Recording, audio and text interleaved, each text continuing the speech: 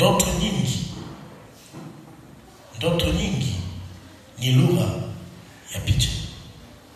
Ndoto nyingi ni lugha ya picha. Ndoto nyingi ni lugha ya picha au alama.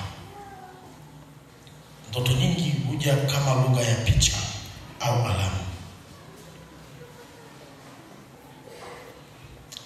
Wale wa Masai wa Ulaya wanaita symbolic language. Symbolic language ni lugha ya picha.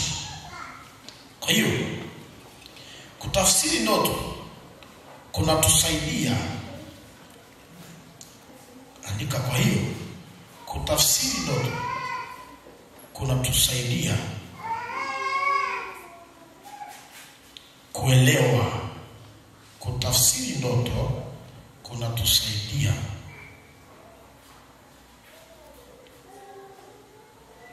kuelewa mipango ya Mungu au adui juu ya maisha yetu. Kutafsiri ndoto kunatusaidia kuelewa au kutambua mipango ya Mungu au mipango ya adui. Kuelewa mipango ya Mungu au mipango ya adui juu yetu. Kuelewa mipango ya adui au mipango ya Mungu juu yetu. Kutafsiri ndoto kunatusaidia kutufichulia mipango ya adui au mipango ya Mungu juu yetu. Weka nukta. Mstari unaofuata andika hivi: kutotafsiri ndoto au maono, au kushindwa kutafsiri ndoto au maono. Kushindwa kutafsiri ndoto au maono. Kushindwa kutafsiri ndoto au maono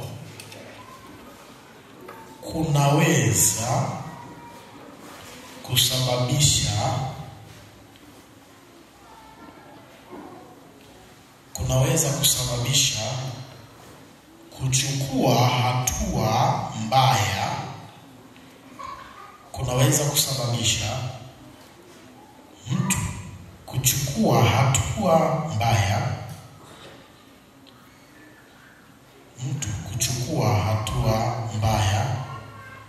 Au kupuuzia ujumbe wa Mungu.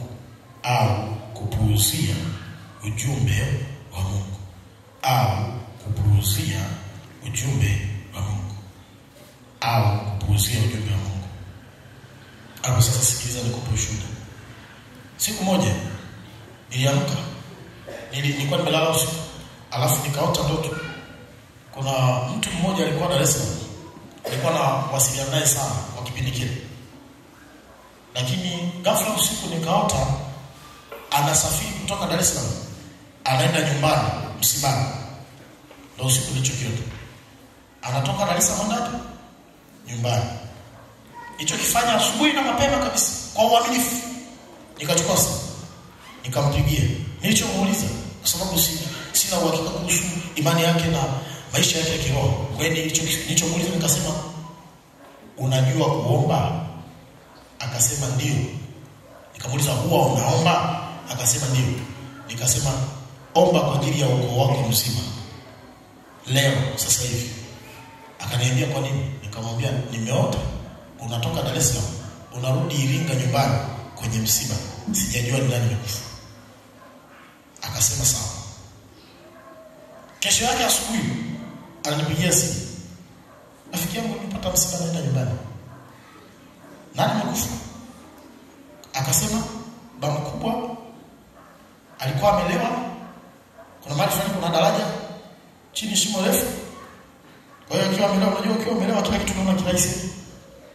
Na mara zote analewa na pale ile daraja anapita. Lakini alipofika pale akajikuta Spider-Man. Akataka kuonyesha yeye ni Spider-Man. Akaruka. Ndio akafia kule chini. Nilimuuliza swali, kwani wewe jana nimekuwa Nikamwambia kitu gani? Akaniambia uliniambia niombee uko mzima, kuna roho ya mauti inatembea. Nikamwambia sasa mfanye. Yuko nilisahau. Ndio. Baba yake mkubwa kabisa. Alikuwa amelewa, alipofika kwenye daraja akadondoka kule chini kuna mawe na maji yanapita. Kwa hiyo akapasuka kichwa, akafia pale pale. Na ile daraja bahati nzuri tunatoka kijiji kimoja. Kwa hiyo daraja hata alilodondokea analifahamu vizuri. Na analijua ni daraja fulani ambalo lilikuwa wakati mwingine lina miujiza ya ajabu. Unaweza kupita saa 6 usiku ukakushangaa watu warefu wamesimama pale. Kwa hiyo yule mzee alipopita akadondoka. Sasa angalia, siku zote yule mzee analewa, anakunywa pombe kijiji cha pili. Anavuka daraja toka akiwa kijana. Leo hii anakuwa mzee anafuka pale anatumbukia kwenye shimo. Maana Mungu alishaonyesha kwamba kuna roho ya mauti inatembea kwenye familia na rafiki. Kwa hiyo kutotafsiri ndoto kunaweza kukusababisha kuchukua maamuzi mabaya au kupuuzia. Na ukipuuzia kinapotokea, ni lazima useme alafu aliniambia. Umeshapoteza. Kwa hiyo sikiliza nikwambie. Unapoona chochote cha hatari kwenye familia yako au familia ya mtu mwingine, hakikisha haukipuuzi hata kama una uhakika kitatokea au hakitatokea. Biblia inasema imani ni kuwa na hakika ya mambo yatarajiwa. Kwa kitu hakijafika lakini una imani pengine kinaweza kikatokea au pengine kisitokee. Kwa nini nilimwambia vile? Yeye kumbe amepuuza. Hivi naye mtakuwa anasema naye anajifanya bwana ndoto kama Yesu. Anajifanya bwana ndoto na tumuuze. Kwa hiyo akanipuuzia akaendelea na mambo yake. Na kweli alisafiri ile siku na kwenda msibani kama nilivyomwambia. Kwa hiyo kutotafsiri ndoto kunaweza kusababisha kuchukua hatua mbaya au kupuuzia ujumbe. Sasa andika hivi, ili niweze kutafsiri ndoto,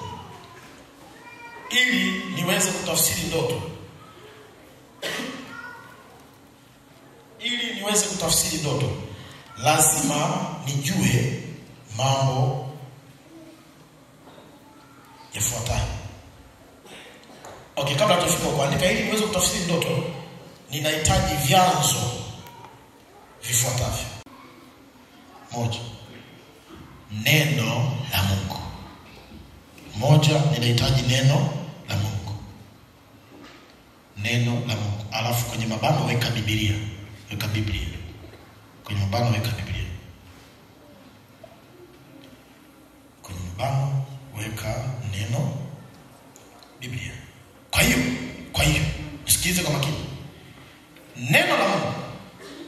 Ndoto nyingi huwa zinakuwa zina alama zinazoweza kutafsiriwa Biblia. Ndoto nyingi zinakuwa na alama zinazoweza kutafsiriwa kinini? Biblia. Sasa nauliza swali. Kwa mfano, kwa hiyo maji yale yalikuwa ni baraka, sio?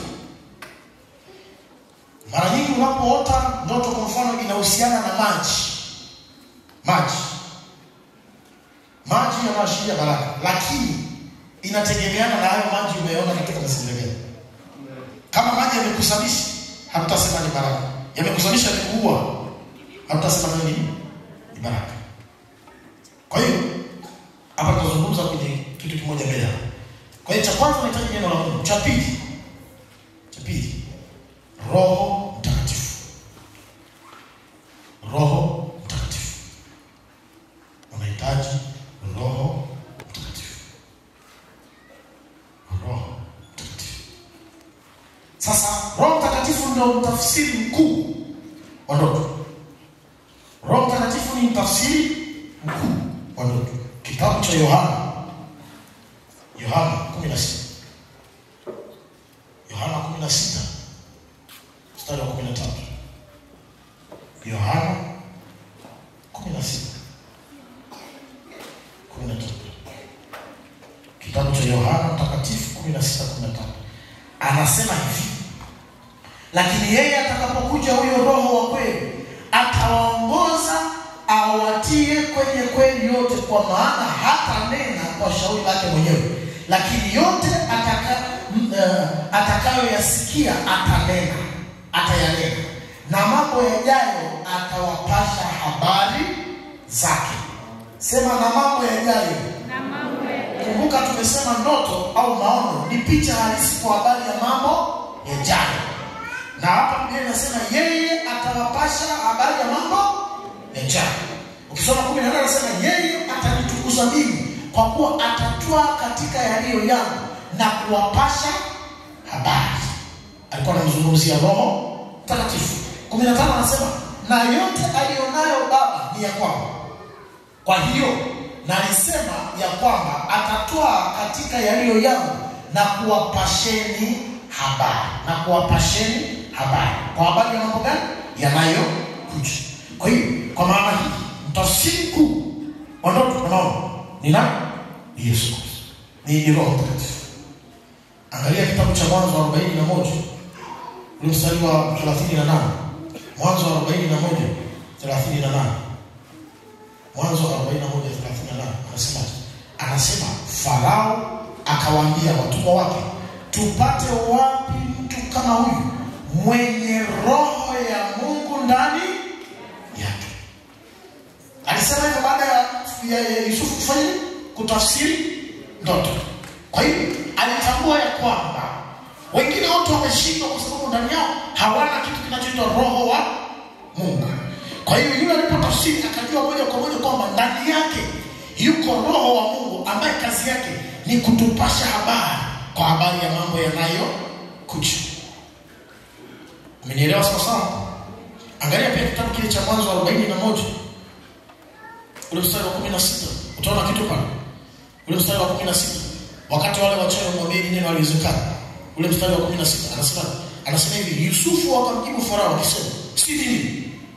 Lakini Mungu atampa Farao majibu ya amani. Lakini kitu cha tatu tunachohitaji, hekima ya kiroho. Hekima ya kiroho. Hekima ya kiroho. Au hekima ya kiroho. Au roho wa utambuzi. Hekima ya kiroho au roho wa utambuzi.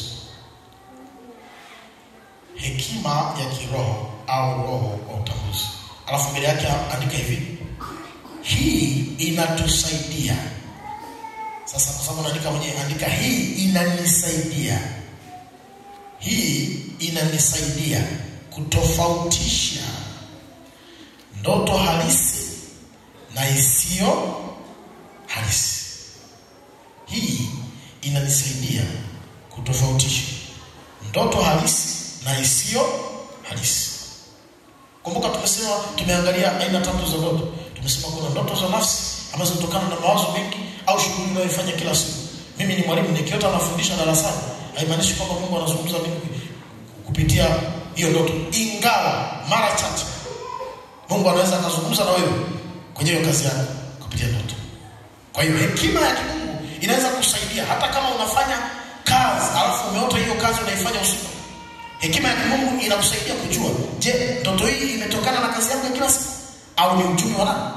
Wa Mungu mwenyewe. Ukishindwa kabisa, namba 4 andika watu wa Mungu waliokomaa kiroho. Watu wa Mungu waliokomaa kiroho. Tunazungumzia kina Danieli hapa na kina Yusufu. Watu wa Mungu waliokomaa kiroho wanaweza kukusaidia kwenye kufasiri ndoto yako. Watu wa Mungu waliokomaa kiroho wanaweza kukusaidia kufasiri ndoto yako. Sasa nikuulize swali. Danieli alipoota ndoto alimuuliza nani mtafsiri? Mungu, si ndio? Danieli. Kwa Danieli hatukuona Danieli akimtafuta mganga wala mchawi ili atafsiri ndoto. Kwa nini? Kwa sababu ndani yake alikuwa amekomaa kiroho. Kuna watu wengine ni wachanga kiroho. Ninaweza kukusimulia ndoto yangu hapa kwa sababu nimekuwa juzi. Ninakusimulia ndoto yangu hapa na ukaanza kulia. Ndoto inatisha sana. Kwa hiyo tunachekesha sio? Kwa hiyo watu wa Mungu waliokomaa kiroho wanaweza pia kukusaidia kwenye kutafsiri ndoto. Kwa nini nimesema waliokomaa kiroho? Namkumbuka Samuel Mungu alimuita katika ndoto. Lakini kwa sababu wakati ule neema ya Mungu ilikuwa haijafunguliwa bado kwake. Lakini pia alikuwa pia hajakomaa kiroho. Kwa hiyo Mungu anamuita anaenda kuitika kwingine. Sawa sawa? Kwa hiyo watu waliokomaa kiroho wanaweza kusaidia kwenye kutafsiri vitu vyako. Kwa hiyo kwa maana hiyo dada yangu mimi sijajua sasa hivi atakuwa amekomaa kidogo. Kwa kipindi kile alipoota ndoto inayohusu baba yako akasema jirani yangu atakuwa ndo anaturoga, ananitafutia sababu hapo. Alikuwa hajakomaa kiroho. Kwa hiyo na uhakika kesho pia nikipelekea ndoto atatafsiri haraka hivyo. Sawa sawa? Lakini watu wa Mungu waliokomaa kiroho, wachungaji waliopakwa mafuta na Bwana, wainjilisti waliokomaa kiroho muda mrefu, tunaweza tukawasaidia wakatusaidia kwenye kutafsiri ndoto zetu. Sasa tunazo aina za ndoto mbalimbali na namna ya kuzitafsiri. Aina za ndoto na namna ya kuzitafsiri ziko nyingi, lakini naomba uandike kitu kifuatacho. Andika hivi. Kwa hiyo sasa, ili niweze kuitafsiri ndoto niliyoiota usiku, ili niweze kutafsiri ndoto niliyoiota, lazima nijue moja. Ili niweze kuitafsiri ndoto, lazima nijue moja, jinsi ndoto ilivyoanza. Imeanzia wapi? 2. Moja ni jinsi ndoto ilivyoanza. Unazingatia jinsi ndoto ilivyoanza. Na ndio maana ukiona upo kwenye hatihati ya kusahau ndoto, ni vyema ukaiandika. Sawa sawa? Ni vyema ukaiandika. Kama ninavyofanya mimi pia. Kwa hiyo moja, lazima ujue jinsi ndoto ilivyoanza. Alafu 2, vitu gani vilitokea kwenye ndoto hiyo? Vitu gani vilitokea kwenye ndoto hiyo? Vitu gani? Matukio yaliyotokea kwenye hiyo ndoto. Matukio. Namna ilivyoanza, matukio yaliyotokea kwenye ndoto. Kwa hiyo namba 1, jinsi ndoto ilivyoanza. Namba 2, vitu gani vilitokea kwenye ndoto hiyo. Namba 3, jinsi ndoto ilivyoishia.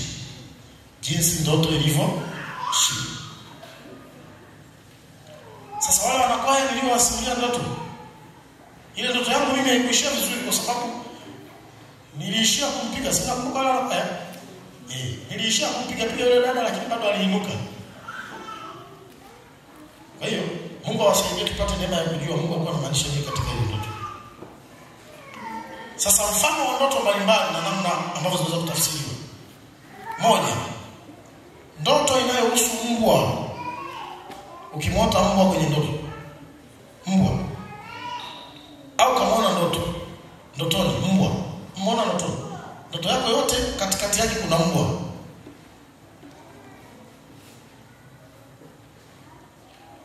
Mbwa kama mbwa anatafsiriwa kama roho ya tamaa na uzinzi pamoja na uasherati. Sawa sawa? Kwa hiyo ukiona mara nyingi ndoto za mbwa ndizo zinazokusumbua, inategemeana huyo mbwa ametumikaje kwenye ndoto yake. Sio kila mbwa unayemuona kwenye ndoto amemaanisha uasherati au uzinzi au roho ya tamaa. Inategemeana ametumikaje. Kwa hiyo yenyewe kwa ujumla, ndoto za mbwa zikikusumbua, maana yake tafsiri yake ni kwamba uzinzi na uasherati ndio vimetawala maisha yako. Lakini mbwa akikung'ata ni kiashiria cha mashambulizi kwenye maisha yako ya kiroho. Si mnakumbuka nilivyowaambia bibi yangu aliota ameng'atwa na mbwa kwenye kidole cha mwisho? Si ndio? Alipoamka akaanza kuumwa ugonjwa mkubwa, wameenda wakamwambia una jini. Usiku mmoja ameamka tu kidole kinauma. Yaani ilikuwa ni ndoto. Kumbuka ilikuwa nini? Ni ndoto. Anaota mbwa akamng'ata. Alipoamka kidole kikauma kweli. Alafu akamwambia una jini.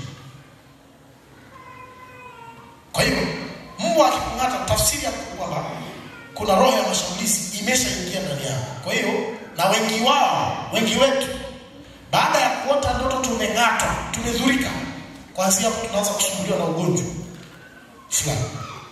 Sawa? Kuna ugonjwa fulani unaanza kusumbua baadaye. Wote kila ukimtibu na mtu kila kitu inarudi. Kumbe Mungu alikuonyesha kwamba kuna roho ya mashambulizi imepitia kwenye lango lako la ndoto.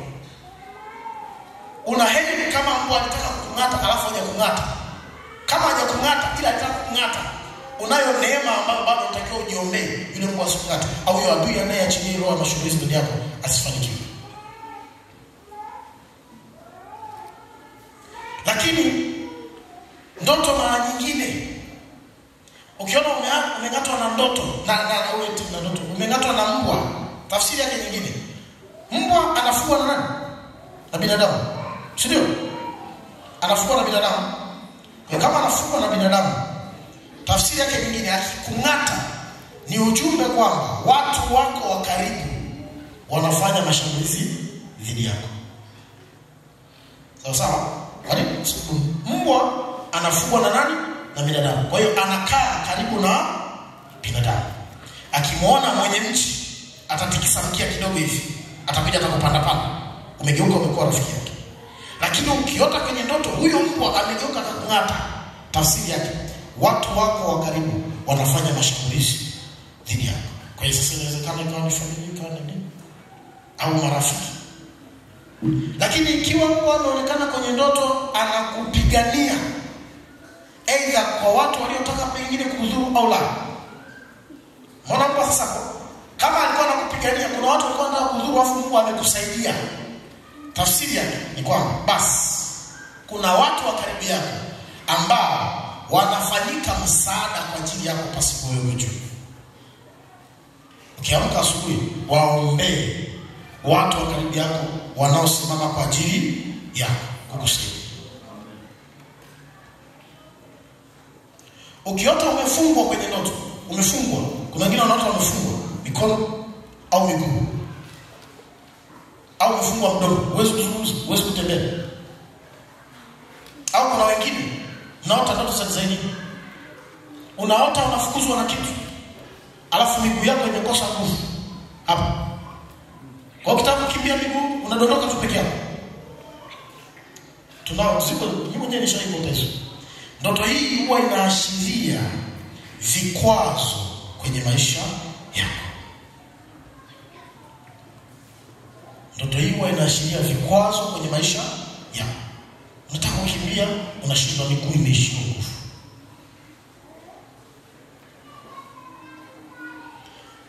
Sasa wale wanaofungwa mara nyingi ni kwamba kuna vikwazo kwenye maisha yao.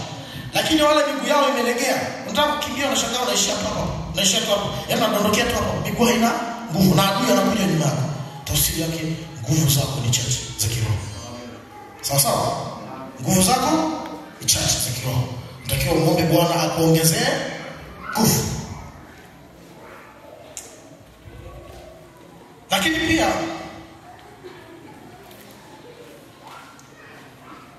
wakati mwingine unaweza ukaanzisha jambo likaishia njiani.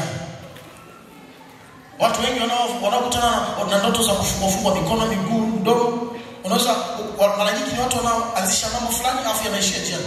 Kila ukianzisha biashara, wenzako zinadumu lakini wewe zinakufa. Unakuwa mpesi sana kukata tamaa. Ukianzisha mahusiano yataishia njiani. Biashara itaishia njiani. Yaani kila unachokianzisha kinafanya kinaishia njiani.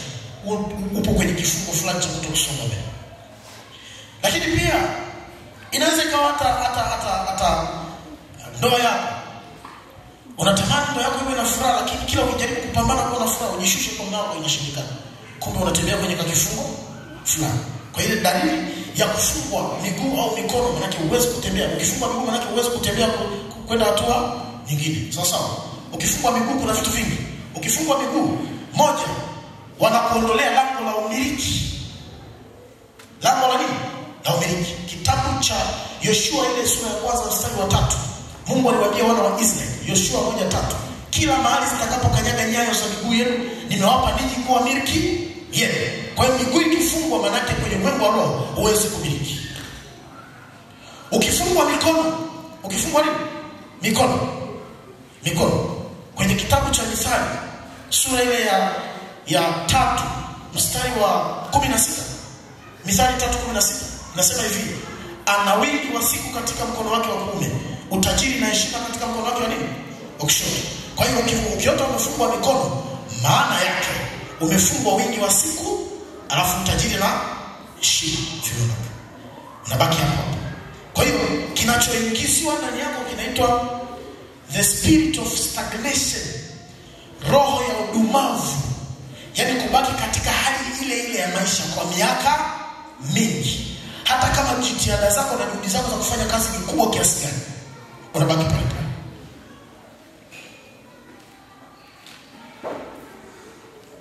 Kuna watu wanaota wanapaa ndotoni pasipo kushuka chini.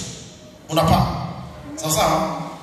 Nilikutana na rafiki yangu, tulikuwa tunakaa naye, tulikuwa tumepanga nyumba moja. Yeye alikuwa anakaa chumba kinachofuata baada yangu.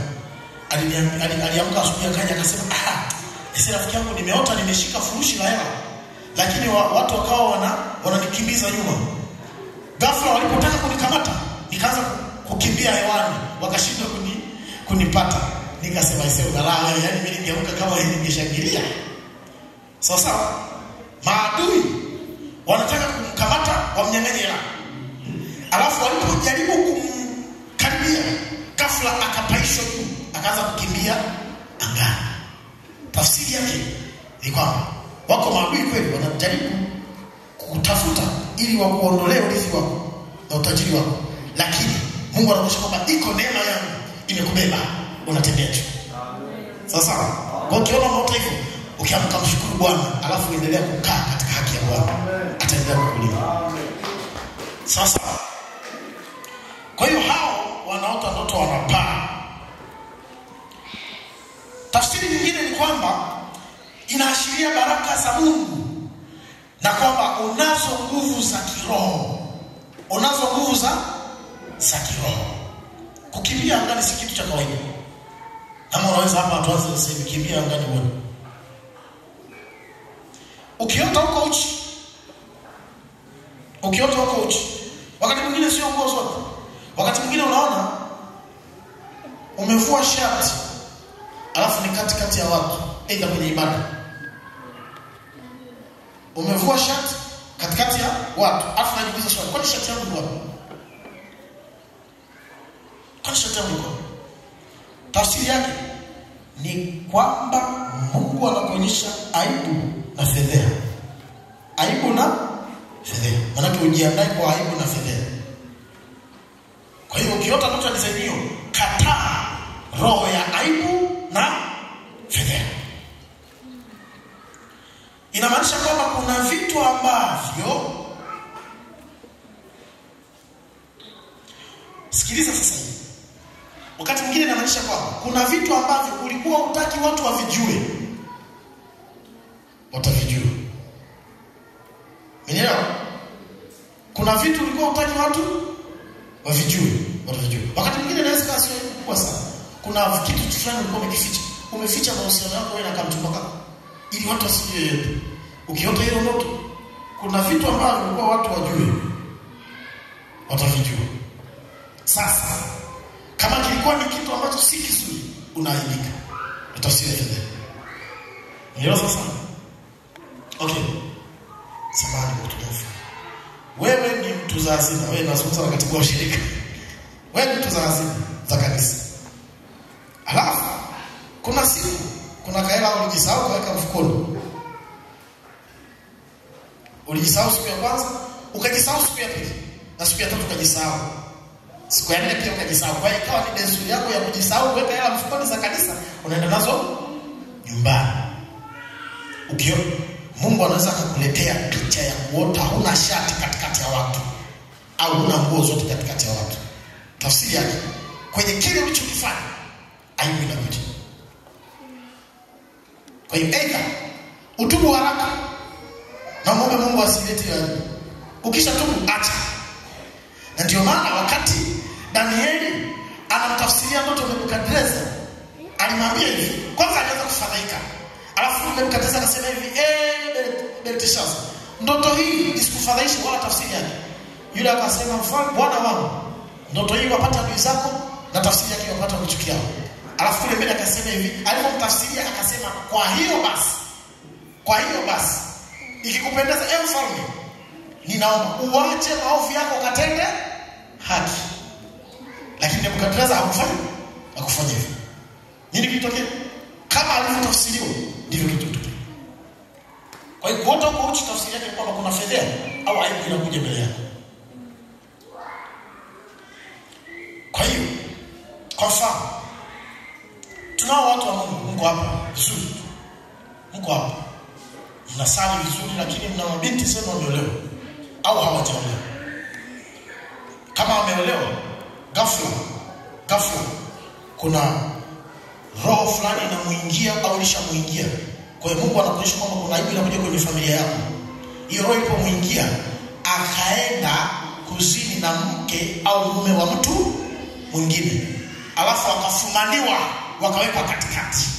Ile fedheha haipati mtoto tu, na mpaka mama yake na baba yake mtajisikia hivi. Sawa sawa? Kwa hiyo ukiota hivyo usifurahi.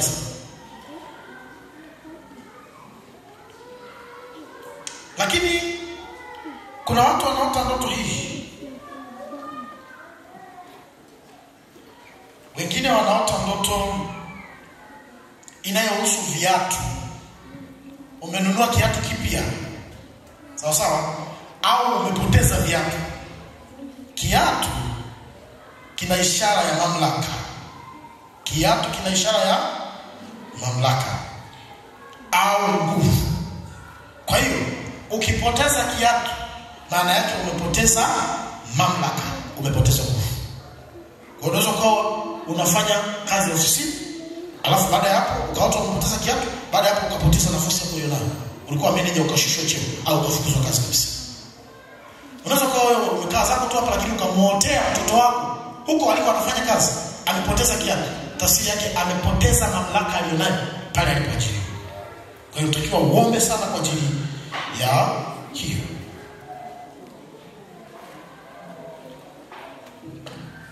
Ya mwisho, ngine tutamaliza kesho. Unaota nyoka ndotoni. Tafsiri yake ni mashambulizi ya kiroho ndotoni. Nyoka. Baada ya dhambi, Mungu alichokifanya, aliweka uadui kati ya nyoka na uzao wa nani? Mwanamke. Si ndio? Aliweka uadui kati ya nyoka na uzao wa mwanamke. Akasema hivi, sasa wewe nyoka, huyu mwanamke atakuponda kichwa na wewe utamfanya utaponda kichwa. Aliweka uadui. Kwa hiyo ukiona nyoka kwenye ndoto, tafsiri yake umeona ni adui. Kwa hiyo ni aina ya mashambulizi ambayo unahitaji kusimama, aidha kufunga na kuomba. Ashukuriwe Bwana kwa sababu kandoto kangu mimi nyoka zilikuwa zinanikimbia. Sinakumbuka. Nilikokaota kwamba kuna mahali nilikuwa napita, alafu nikafika mahali nilikuwa napita juu ya kioo, lakini chini naona wadudu wadogo wanaonikimbia spidi sio kawaida. Kwa hiyo nikienda wale wadudu wanakimbia. Sasa nijiuliza kwa nini hao wadudu wadogo wanakimbia? Nilipofika mbele nikakutana na rafiki yangu Muislamu ninayefanya naye kazi hapo. Akawa anakimbia. Kwa nini anakimbia? Kumbe wale wadudu mimi naona wadogo. Yeye anaona majoka makubwa na yanamkimbiza nataka yamngate. Sawa. Kwa hiyo tafsiri yake ni kwamba Mungu alikuwa anaonyesha kwamba utawatisha simba na simba chini ya miguu yako na watakukimbia. Sawa. Alijua wewe niko natembea kibabe sasa. Minyoka inakimbia. Nikasema kwa nini unaona nini? Akasema mimi naona majoka makubwa. Nikasema kwa nini naona vidudu vidogo tu? Mungu alikuwa anashika kwamba nguvu hizo nazo wewe na hizo nazo tofauti. Amen. Menelewa sasa? Kwa hiyo ukiota nyoka wanakukimbiza, maana yake iko roho ya mashambulizi na kufanya. Lakini wakiwa wanakukimbia, unazo nguvu zinazoweza kuwatisha hata nje na nyoka ndani yako. Sawa. Ndoto nyingine tutamalizia kesho. Na amani, shangilie Bwana kwa makofi mengi sasa.